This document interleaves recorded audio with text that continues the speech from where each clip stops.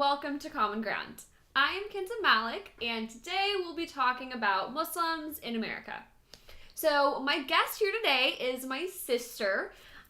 So this is the perfect chance to talk about this topic and kind of delve into being Muslim, growing up as Muslims, and of course, Muslim leadership. So a little bit about Sarah.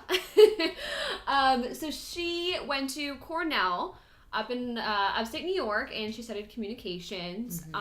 Did some debate work in high school and in college, so kind of will be used to this sort of setup a little bit. Not used to this forum. Right.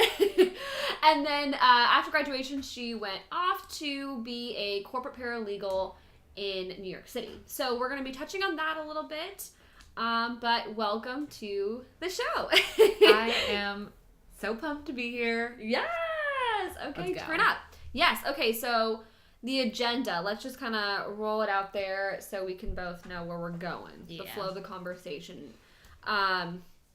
Cool. Okay, so first off, we're going to be talking about growing up as Muslim in America. It's a big thing. Obviously, we have very similar experiences. Grew up in the same household. Then we're going to kind of go into being a female and Muslim, which again is like a double whammy. Right? Double whammy. And so then what we're going to be doing is sort of looking more into an intro perspective into our community. Yeah. And then we'll kind of transition and touch on hopefully more of power and leadership as females and who are Muslim as well. Cool. Okay, so let's go into the first one. Being Muslim, growing up Muslim. So background, we'll do this. I was not born here. So I'm considered an immigrant. I'm not even first generation at this point. I was born in Pakistan and then moved here when I was 2 months old. You, on the other hand, were born here. Born and raised. Born and raised. In California. In California, Southern California. Southern California. Yes, so we look very different from everybody who lives here. I mean, that's not true. But we grew up in sort of a suburb of LA, right? Yeah. A little beach town, and so people look very different from how we look.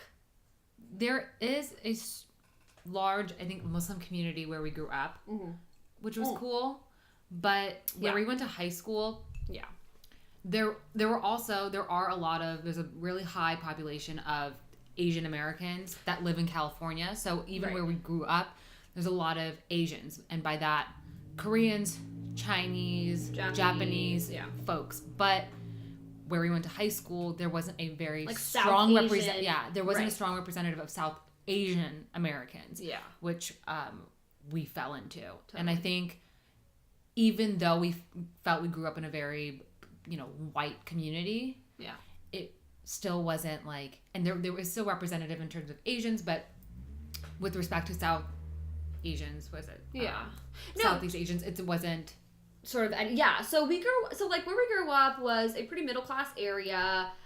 Went to pretty good schools, low crime, great place to kind of grow up. But then at the same time, we sort of dealt with different struggles. And I was just talking to our mom about this, actually, just yesterday.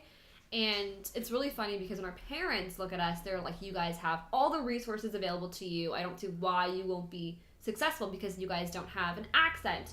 We can completely blend in sense of we have the proper education to be able to succeed, tools, right?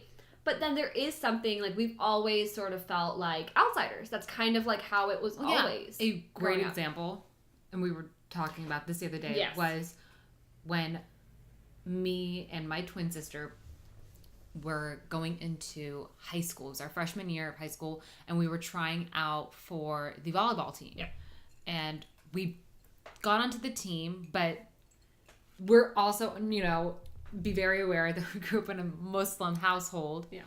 And so my parents have an understanding of you just dress conservatively. Oh, yeah.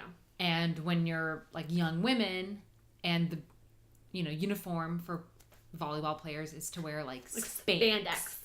Spandex. It's barely there shorts. Barely there shorts. And my parents were like, absolutely not. Like, you can't wear those. Almost to the point where you're like, they're like, is it even worth participating in the sport? And for me, I was like, right. I have to participate in sports. That's kind of what it was, right? Like, I remember I wanted to do I also wanted to, swimming. I remember I wanted to be part of a swim team. And, like, because we had to wear bathing suits, it was kind of just like, do I even want to? Like, I didn't, right? And so it was kind of just like, I'm just not going to do it because if you can't wear... Like, it's sad because it's like once you think it like a swimmer or a volleyball player looks a certain way, and if you don't fit that form, you just can't participate at all, and right? so then, the only way that my parents were comfortable with us playing then was we had to wear like longer shorts, that were not, cut off, like right below our butt. And so, but we were the only girls in our circuit. I mean, beyond just our own like high school team, it was every single school that we competed against at tournaments across the entire city. We were the only ones that really stuck out. Yeah. And how does a 14-year-old process all of that? And I remember even one time we were playing against a school that shall not be named, and the girls on our team overheard the team that we were competing against. Right. It was like really just like talking crap about how my sister and I were dressed and how we which looked is like weird. kind of crazy. And she's like, why aren't, they dressed the way the other girls are? And just, I guess they overheard them. And then our team members like came up to bat for us and were so supportive and defensive against us. And like, it was great to see the support, but it was an example of where I felt like that is, an experience I've had of being Muslim growing up, but also trying to immerse myself in a community that isn't largely representative of people like me. And how many years after, even when you saw, like, even I think this is like very recently in the Olympic Games for volleyball players, you see the hijabis wearing their full-blown gear on like the court, outdoor like beach volleyball court. I mean, look at Nike. I saw this ad where they have just released, they have like a professional, like obviously Nike makes uniforms and athletic gear, and they made like an athletic hijab, right? So now it's like, resistant or whatever.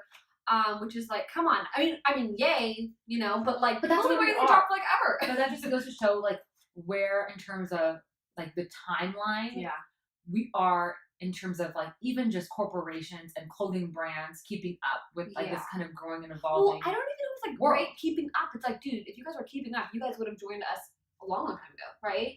But it's kind of crazy when you're going back to like the whole story of the volleyball, your volleyball days. But like, it's so sad. It's like literally, it was like what, an inch or two of clothing that was added onto it was your like literally just like, and for some reason everyone was like, oh my god, I remember it's a piece of clothing. But beyond that, I remember this is also how, I mean, this is another just leg of like how ridiculous the conversation even become when we went to our coach, because it was very mandatory in terms of like the items you're supposed to purchase for your uniform, because they have to make it, and this is like to meet like the standards of just the league, because they want to make sure everyone's fair and it's consistent. Yeah, because even like you could wear earrings. It was like really intense. Like and I remember talking to our coach, and we had to speak to our coach and our assistant coach and tell them like we can't purchase those, because it was actually pretty difficult. I remember my mom had to get in the conversation, and I was like, just for a piece of clothing to accommodate someone's religion, or just their forget if even religion is your reason, but it's also conservative, but you don't even have to be religious to feel like I don't want to like show off my full-on leg just because I'm playing a sport. And not even that, when you're playing volleyball, you're in these weird ass like positions, and to think like these are like young girls, like you know what I mean, like we're sexualizing these young girls. That was my first experience to realizing how an institution, and in that instance, in that experience, the institution was my high school volleyball team and the league itself. That was my first experience of how an institution can really play a part in decision making that has to do with what you've identified with your entire life, which is you being Muslim or just wanting to live a more conservative life. If by that, exactly. now you're seeing women. Was it? Now you can go see women that are competing in the Olympics that look like that, and I think that's a really big issue for me is like wanting to look in the media and see people that represent you, that mirror back your community, your experience. Totally. I mean, like looking back now, right? So now what you and Miriam both did when having these conversations about the shorts, wore the shorts that weren't spandex. Now, if a girl, right, any Muslim girl or anyone who just doesn't feel comfortable wearing Spanx could go onto the team and be like, hey, I don't want to do that. And are you kidding me? Imagine a path for somebody who's like, truly, hey, I don't want to go down that route, but there's other options available. And that really is exciting. And I don't know if there have been any other like Muslims or women, doesn't even non-Muslims, just like women who don't want to wear that. Yeah, it could be of any other religious background that you have that you're just not interested in wearing that clothing. And I'm curious if my high school team has seen it otherwise. You know what it also is? It's an interesting thing I just thought of is I remember growing up, like at least I did everything I possibly could to just like conform, right? Because we stuck out so much physically where you were like, let me just do anything I possibly can to sort of just like fall into the crowd almost, right? Because you're like, everything about me already is screaming that I'm different.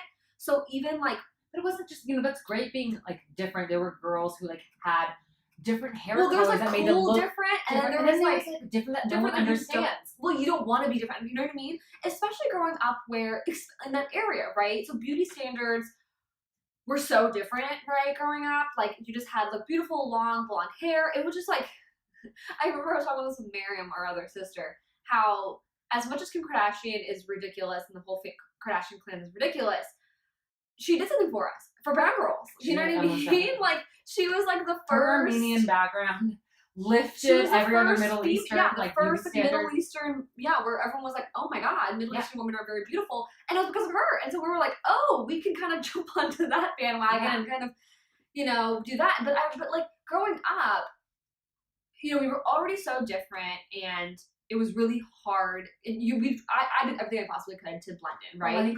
But then going back to like this whole thing, and so like the whole volleyball situation, when you were put in instances where like, oh my God, I have to make myself look even more different or put myself in a different, you know what I mean, that kind of uncomfortable environment, it was like, I'd rather not do that, right? Because just like the whole swimming thing, you're like, I already am like the brown girl on the team, and then I have to like wear a different suit, just make myself look even more different, Yeah, but I think I do have to say, like, I think people are afraid to put themselves in those situations. Like, oh, I don't want to deal with the criticism. Because, we were faced with that criticism. There was a hurdle just speaking to our coaches in terms of, like, allowing us to dress differently. Yeah. And then even dealing with just the teams that we would play against. Right. And their reactions. So, there was different, hurdles you have to face. And it's difficult. Some people just feel like, you know what, forget it. I'm just going to forego this entire experience. Yes. And maybe my peace of mind will be...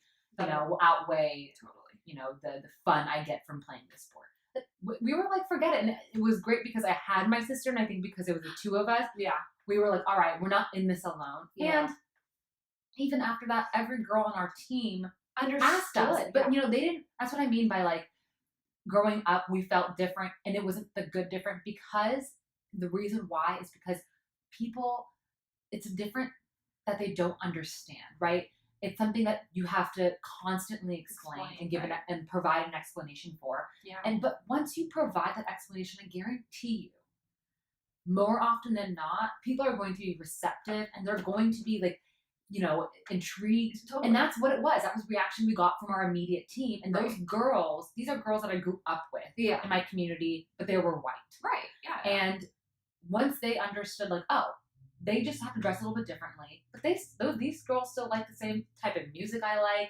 They still like to go to the same places. They shop at the same places I do. Right. They watch the same TV shows. Insecurities like I do. Exactly. They realize because they dress a little differently. And I think the introduction of like, sometimes I think I have to say, even for like Muslims, like, don't be so guarded, because in terms of, or already just be kind willing of to sort shutting of down the conversation. Yeah, because most people don't even, they want to forego the conversation. And I think engaging in it it takes more courage, and you're not operating out of fear. And I think like that's what's going to build bridges, and that's what's going to allow people to be less ignorant, let's say, of your thing. No, totally. And be more understanding. That's the thing. I think, growing up, we were our parents were so conservative. I was talking about this with one of my friends. There was a person I recently met, and people don't understand, just like Christians, Jewish people, any other, people who follow religion, there's a spectrum,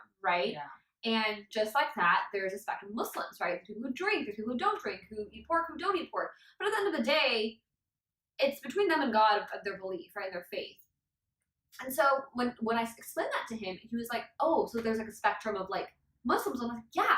For some reason, that idea does not work, or isn't usually given to like Muslims, right? They're like, Muslims are only seen a certain way, and they're supposed to look a certain way in media. And so when someone meets like someone like us, I was like, yeah, I consider myself Muslim. And they're like, oh, wow. They're like, I've never met a Muslim that looks like you. So that's kind of interesting. And I think, again, for this podcast is we're trying to, have engaging conversations and sort of, someone listening to this podcast and they've never met a Muslim who looks like us. Now you have, now you understand like, hey, this sort of particular story where you like American pastime of some sort. And, you had to have a little bit of a challenge doing it. But at the end of the day, you still play volleyball and you still play it pretty well. Yep. But yeah, okay, cool. So that was a pretty good conversation. And I hope people kind of get a better understanding of where we're at and growing up as Muslim. Hopefully, eventually we can kind of delve. I think it's kind of a broad topic. So hopefully eventually we can delve into more of a specific sort of story or like how old we were or maybe like middle school, high school kind of age. But we shall continue. We have a lot more topics to talk about. Indeed. So let's take a break and we will come right back.